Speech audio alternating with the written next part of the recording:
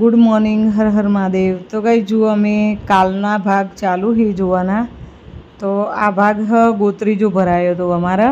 તો મારા દિયર હતા અને દેરાણીએ ગોત્રીજો ઉપાડ્યો ના ભોણિયાની વહુરો છે ને બધો ભોણિયો અને સગા કુટુંબ બધું કોને એટલે બસ પિયરીઓ અને સાસરિયા પક્ષવાળો અને બધા બસ આવી રીતે જો દેરાણીએ ગોત્રીજો ઉપાડેલો હો। તો બસ આવી રીતે ગોત્રીજો અમારે કેવું કે એક ઘેરથી બીજા ઘેર ગોત્રીજો બીજા ઘેર ગોત્રીજો ભરવાનો અને એ ઘેરથી થોડું દૂર હોય એથી ગોત્રીજો એકમાં ઘઉં હોય અને એકમાં પોણી હોય એવી રીતે અને આવી રીતે ગોત્રીજો રમાડતા રમાડતા અમારે લઈને આવવાનું। તો બસ જુઓ આટલાથી થોડી વારમાં મને બોલાવશે અંદર નચાડવા માટે આ ગોત્રીજો ઉપાડીને બસ આવી રીતે બધો નાચતા નાચતા જ આવું અને માટલી જેને ઉપાડેલી હોય ને આ ગોત્રીજો જેને ઉપાડ્યો હોય એ વ્યક્તિને તો એટલો ભાર લાગતો હોય ને જબરજસ્ત। પણ મેં તો નેનો જ રાખ્યો તો ગોત્રીજો। મેં કીધું નેનો હોય ને તો ભાર ના લાગે ને મેં ઉપાડેલો હોય મોટો મોટો માટલો હોય ને એવા ગોત્રીજા લેતો પહેલાં તો મને ખુદનો અનુભવ થઈ ચૂકેલો હ। તો મારા ભાઈ જુઓ મારા બધા પૈસા ભરાવા બંગડીઓમાં ને જો મોડિયામાં બધા પૈસા ભરાવા ને પેલો ઢોલી રમે ને એ છોકરો જબર મોજીલો હ। તે એમ કે મારા ભાઈ કે આવી રીતે તું આ બંગડીમાંથી ને બધાથી પૈસા લઈ લે એમ। એટલે થોડું કોમેડી જેવું થયું હતું, મજા આવતી હતી, હસી મજાક સાથે બધું આવી રીતે રમવાનું ને બધું હતું। તો ગાઈ જો આજના ભાગમાં શું શું આવશે ખબર? આ ગોત્રીજો પતશે ને પછી આવશે ગોત્રીજો પછી આવશે હલ્દી રસમ આવશે ને હલ્દી રસમ પછી વરઘોડું આવશે। માનસીને વરઘોડું કરે તો વરઘોડું આવશે ને વરઘોડું પતી જશે ને એના પછી કૌશલપુરી માનસીના ઘરવાળા તો બસ કૌશલપુરી જ્યારે મોયરામાં આવે તો ઘોડી રમાડીને અંદર મોયરામાં આવે ને તો બસ એટલો સુધીનો ભાગ હું તમને બતાવવા જઈ રહ્યું। અને જે માનસીનો લગ્નનો ભાગ રહ્યો ને ચોરીનો એ તમને ઓના પછી જોવા મળશે કારણ કે પછી વ્લોગ બહુ લોબો થઈ જતો હતો। તો આટલું બતાવતા બતાવતા તમે જુઓ 9 મિનિટ ને ઉપર થોડાક સેકન્ડ થયા। એ કૌશલપુરી કાલે અમે આ કેસેટ જોતો હતો ને તો માનસી આવી ને એટલે થોડી ખીજાવતા હતા માનસીને। જો આચલ રમતી રમતી આવી આવી રીતે આચલ અને મારી બેન સૌથી નાની ને એની ભોણી તો બે રમતા રમતા આવી રીતે કરીને બધાએ બસ નાચતા નાચતા આવ્યા હતા। અલગ અલગ મસ્ત રીતે સોંગ વાગતા હતા અને આવી રીતે હલ્દી રસમ હોય છે અમારા। તો બસ આ રીતે હલ્દી રસમ કરી ત્યાં બિટ્ટુ ને ક્રિશ આવ્યો બધો હગોવાલો એવી રીતે આવ્યો। તો બધાને તો નહીં બતાવ્યો ને મેન અમારા ઘરનો ને તમને બતાવીએ। તમે અમારા ફેમિલીને ઓળખો, બીજો હગોનો તમે ખાસ કરીને ઓળખો ના, એટલા માટે અમે થોડું આ રીતે જ બતાવ્યું। અમારે હગોએ પાછો મારું આ વ્લોગ જોતો હોય ને એટલે બિચારાને હિવાનાએ થોડું લઈએ એટલે સારું લાગે। તો જુઓ રાતે જમવા બેઠા કૃષ્ણ રાહુલ અને કૌશલપુરી પાછળથી આવ્યા હતા ને એટલે જમવા બેઠા। તો આઈઓના ફુવા છે,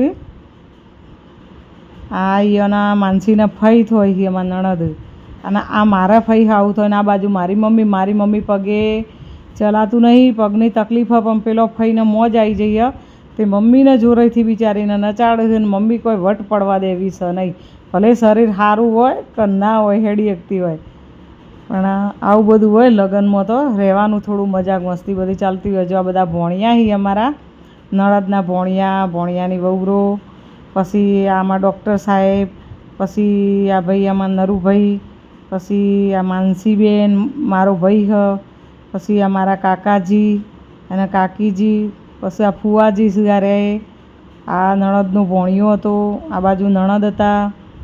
તો બસ આવી રીતે બધાએ આશીર્વાદ આલ્યા। માનસીના હગ્ગા ફુવા અને ફઈ બધાએ આ માનસીના ફઈનો છોકરો ભાઈ થાય। પછી આ પેલી હતી એ ભોણી હતી અમારા ભોણીની ભોણી આ એને જીજાજી થોય। આ અમારા બા આવી બાને આ થોડા આશીર્વાદ આલ્યા માનસીને, બેનો ભેગો ફોટો પડાવ્યો। આ હમણાં ગોત્રીજો ઉપાડે તો એના કાકી અને આ ભાઈ ફઈનો છોકરો ભાઈ ને એની વહુ। તો જુઓ હવે થાય વરઘોડાની તૈયારી। તો એક જોઈ રાખો, આમાં તો કોઈ ખાસ કરીને નહીં ઓળખો, બધો મિક્સ એટલે કોઈને ઓળખી નહીં શકો તમે। જે અમારો હગો જોતો હશે એ જ ઓટોમેટિક ઓળખી જશે એકાબીજાને। પણ જે કોઈ નવું હશે એમને ખબર નહીં હોય તો મને કોમેન્ટ કરજો. જે ના ખબર હોય એ મને કોમેન્ટ કરજો કે આ કોણ હતું તો હું તમને કહે. સ્ક્રીનશોટ પાડીને મોકલે કે આ વ્યક્તિની વાત કરતો તો આ વ્યક્તિ આ હતું. તો જુઓ આવી રીતે 2 બૂનોનો લગ્ન હતો. મારી બેબી અને મારી બૂનની બેબી બેનો લગ્ન હતો, એટલે બેની ભેગી આવી રીતે બગી મંગાવી હતી. તો ધામધૂમથી એટલા મસ્ત રીતે લગ્ન કર્યા હતા. બગી પણ આવી 5 ઘોડાની બગી હતી, બહુ મસ્ત. 4 કે 5 ઘોડા હતા. તો હું માનસીને આવી રીતે જુઓ નજર ઉતારવા માટે જઈ હતી. પછી મારી બેન સોનલ આવશે નજર ઉતારવા માટે ભોણીને. તો જુઓ આવી રીતે સોડીઓની નજરો ઉતારી અને બાને બગીમાં બેહારી. એ બિચારો ચાણો બેઠો હોય, બેહાર્યો. આ બાજુ ક્રિશ આવ્યો. અમે આખું ફેમિલી આ બાપજી આશીર્વાદ આપવા માટે આવ્યા હતા એ ટાઈમે માનસીને. અમારે કોઈ લગ્ન પ્રસંગ હોય સારું હોય એટલે અમે તેડાવીએ. પછી જુઓ માનસી હવે કૌશલપુરીની જોન આવવાની હ. તો માનસી બેન તૈયાર થઈ ગયા અને કૌશલપુરીની રાહ જોવરાય છે. એવો બધો સોંગ ચાલુ હતા પણ આમાં કોપી રાઇટ આવી જાય, હું કઈ રીતે લઉં. તો બસ જુઓ આવી રીતે ઠેઠ ધાબા ઉપર હ. અને આવી રીતે મસ્ત રીતે અલગ ફોટા પાડ્યા. બહુ ફોટા આ તો લગભગ 3.5 કલાકની કેસેટ હતી, એટલે મેં મેન અમુક જ બતાવ્યું. બધું બતાવવા જાઉં તો 3-4 દાડે 5 દાડે વ્લોગ તો ના પતે, કારણ કે કેસેટ જ 3.5 કલાકની હોય એટલે જલ્દી પતે નહીં. એટલા માટે તો જુઓ આવો છે વ્લોગ કોક. અને મેરેજનું કાલ બતાવીશું આપણે થોડું એટલે તમને કંટાળો ના આવે બે કોમ. તો હવે ક્રિશભાઈની એન્ટ્રી થાય છે આવી રીતે. જો ક્રિશ આવ્યા. આ સોંગ એટલો મસ્ત સોંગ ગોઠવેલો હી, પણ સોંગ મારે રાખતા ફાવે એવો નહીં, એટલે આવી રીતે બધું સોંગ ઉપર આવી રીતે ચાલુ હોય. તો ગાઈસ જુઓ કૌશલપુરી પધાર્યા છે અમારા ગોમના ગોત્ર સ્વાગત કરવા માટે. જુઓ જેટલો બધો જોઈએ. તો બસ હવે થોડી ઘોડી રમાડશી. 2 જમૈયો આવી ગયા છે અમારા અને ગોમના ગોત્ર હોમૈયા કર્યા છે એમના. તો જુઓ આવું કંઈક હતું. આ બધો જુઓ અમારી જોનડીઓ ને મોઢવાવાળા ને આ બધો આ બીજી ઝોનનો હતો. અરે કારણ કે સોનલબેનની ભોણી ખરી ને એ ઝોનમાંથી બધો આવેલો હતો. આ સોડીઓ બધી નાચીએ. અને આપણે કૌશલપુરી આવ્યા. જુઓ